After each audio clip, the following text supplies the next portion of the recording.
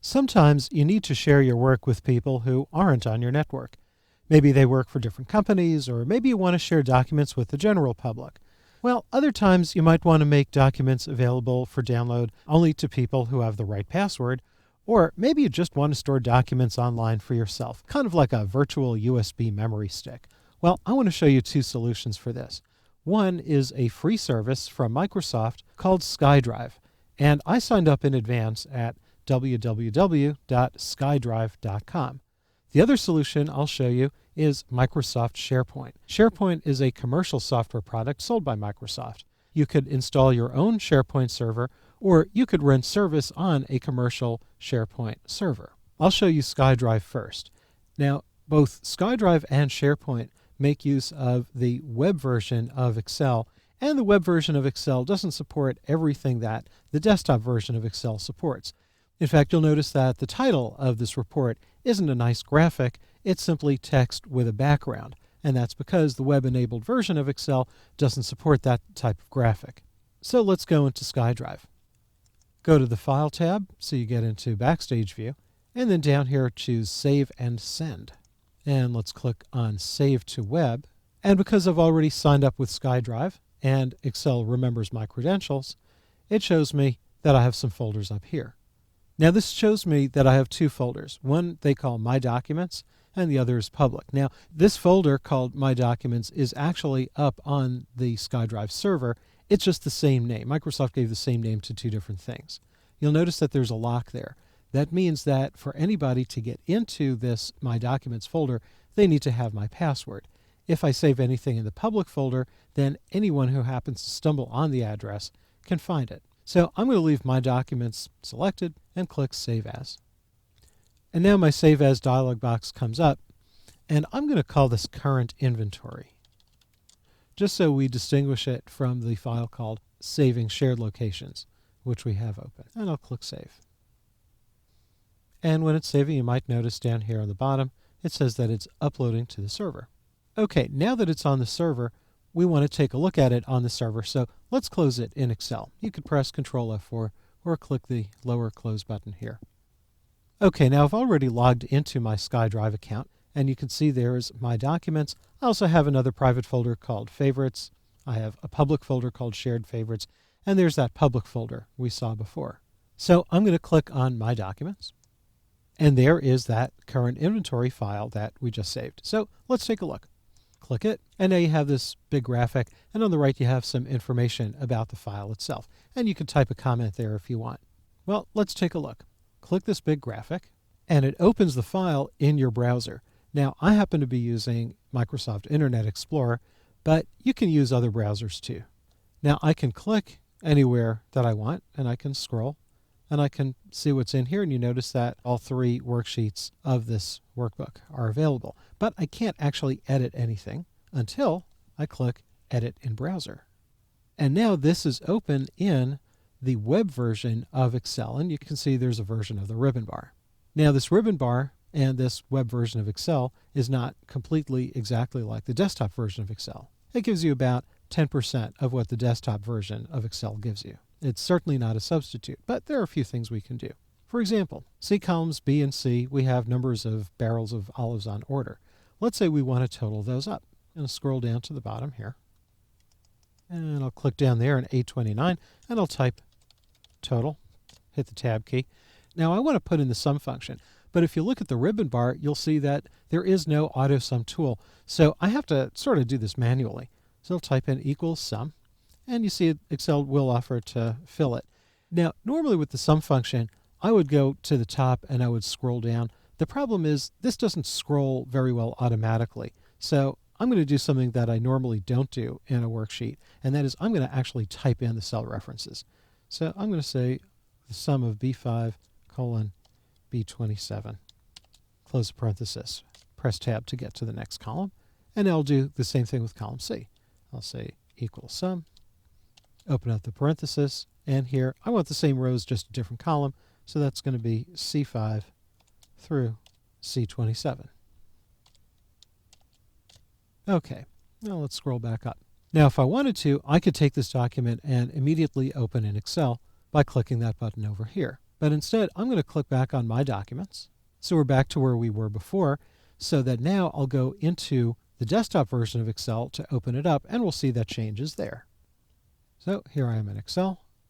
I'll go to the File tab, to Recent Files, and here is that current inventory. And you'll notice that very long file name. That's because it's up on the server, not on my local computer. So when I click it and open it up, here it is, and let's scroll down, and there are the totals that I created. Now one more thing. I'm going to close this. Again, I'll press Ctrl F4 or click that Close button. Let's go back into SkyDrive, and again, let's click that. And let's say somebody else is logged in and they want to get it. They can simply click the Download button and then download it on their computer. I'm not going to do that right now. I'll do that in SharePoint. So I'll just cancel out, and let's go back to Excel. Okay, now let's take a look at SharePoint. Let's go back to the File tab, and I don't want to open it up here. I'm going to open it up from the original shared locations. So this is the original one. Now let's go and put it into SharePoint. So again, I'll go back to the File tab, go back to Save and Send, and this time I'll save to SharePoint. Now you might wonder, when would I use SkyDrive and when would I use SharePoint? Well, SharePoint is much, much more robust. SharePoint is meant to create an intranet. Let's say you have a client that you work with, and you're one company, your client is another company. For the most part, you want to keep your network separate, but there are projects that you collaborate on, and you do need to have this interface. And SharePoint will give you sort of like a whole corporate website with discussions, file libraries, calendars, to-do lists, tasks, all that kind of stuff that you can both collaborate on. SkyDrive doesn't come anywhere near that. SkyDrive is mostly just a repository for files. So let's go into SharePoint. And already I've logged in. I've already created my account. I've logged in before, so it has it up there for me. So all I have to do is click Save As. Okay, so my Save As dialog box comes up, and you can see it's kind of branded here with SharePoint. And I'll call this, again, Current Inventory, and I'll call it SP for SharePoint, just so we know that this is a different file than what we saved in SkyDrive. And click Save. And you see down here, it's uploading to the server. Okay, and same thing. I'm going to close this file. Press Ctrl F4 on your keyboard, or click the Close button here. And now I've logged into SharePoint. I'll just press the F5 key on my keyboard to refresh, or you could click the refresh button in the browser. And here is Current Inventory SP. So click it, and it opens up. Looks a heck of a lot like SkyDrive, doesn't it? Well, let's edit in the browser like we did with SkyDrive. Click here on Edit in Browser. And now we have the same sort of ribbon bar just like we had in SkyDrive. So I'll make another small change. Over here in column D, we have cost per barrel. I'll take an average of that. So I'll go down here. And I'll go to A29, and I'll say average cost per barrel. And I'll type in equals average, open it up. And also, just like in SkyDrive, there is no auto sum or auto average feature on the ribbon bar, so I have to type it in manually. And also scrolling here doesn't really work all that great, so again, I'm just going to type in the cell references, which is something I generally would not do in Excel. So I'll say the average of D5 through D27, close the parenthesis. Okay, so now I have my average cost. Now let's scroll back up to the top. Now up here I have the breadcrumbs, so I'll click on that Two Trees Olive Oil Company. I come back. Now this is SharePoint 2010. It has some pretty nice features. Now instead of clicking the file name here, I'm going to click the icon itself. And when I do that, now I have the SharePoint ribbon bar. So the SharePoint ribbon bar is different from the Excel Web Access ribbon bar. One of the nice features that Excel and SharePoint work together with is the check-in and check-out feature. So I can click here, check out, check the file out, and now you can see there's a little icon there. So if anyone comes in here while I have this file checked out, they won't be able to do it because I'm using it. So that way you can make sure that two people aren't making changes to the same file at the same time. Now let's go and open the file up in Excel. So I'll go back to Excel, go back to the File tab, and here's this very long path to the SharePoint portal where this file is. So I'll click it, and it opens up, scroll down, and there's the average that I put in. Again, I'm going to close it, press Ctrl F4, or click the X. Let's go back to Internet Explorer. Now I'm ready to check it back in.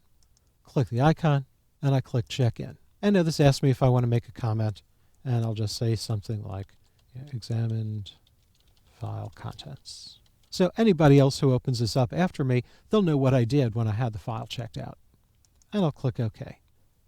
Now, we don't have time to go through all of SharePoint because this is an Excel class, but if you do want to learn about SharePoint in depth, take a look at some of the SharePoint Essential training here on lynda.com. It's very, very good.